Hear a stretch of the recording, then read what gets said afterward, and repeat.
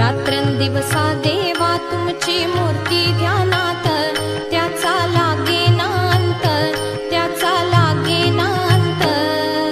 स्वप्नात आले माझ्या गुरुदेव दत्त, स्वप्नात आले माझ्या गुरुदेव दत्त.